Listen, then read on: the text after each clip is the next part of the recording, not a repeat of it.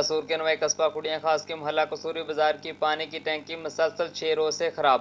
अहले मोहल्ला पानी की बूंद बूंद को तरस गया। पानी न होने की वजह से अहले मोहल्ला को शदीद मुश्किलात का सामना। अहले मोहल्ला टीएमए कुड़ियाँ के खिलाफ सरापा एहतजाज बन गया।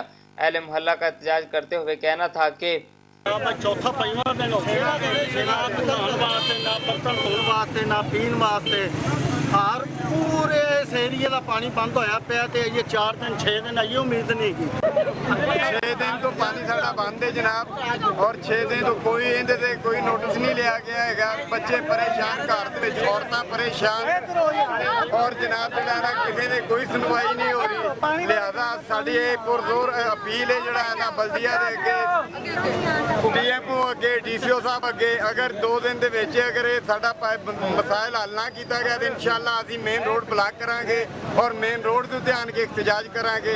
6 दिन तो पानी नहीं आता पिया। जिन्हें कौंसलर ने गैब ने सब फसली बटेरे बने हुए ने, पैसे खाधी जाते हैं, सड़कों ने डंड लाई जाते हैं। जनाबे दा साडी गुजारिश है कि 6 दिन तो पानी बंद है, किसी घर पानी पीने लिए नहीं, लैटरिन च पानी नहीं था। बीबियां कड़े चुक के भांडे चुक के पानी भरदियां, मसीतां खुलियां सारी रात, उन्हें पानी भरिंदा पिया। तुहाडे के गुजारिश है कि पानी का निज़ाम सीधा किया जाए। सीओ साहब ने उन्हें मूँह लाची लई है, वो बोलते नहीं दे। वो पुराने पीपे ने जिहड़े बोलते ने जारे, वो सब चोर ने, लटेरे ने, डाकू ने, इन्हें किसी काम नहीं करना।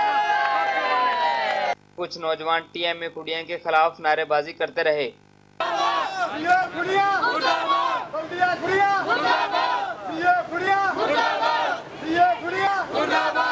अहले मोहल्ला ने डीसीओ कसूर से फौरी नोटिस लेने की अपील की है। कुड़ियाँ के इलाका मकीन मुसलसल 6 दिन से पानी की बूंद बूंद को तरस रहे हैं और टीएमए का अमला नाअहली का शिकार है और किसी भी जवाब देने से कासर है।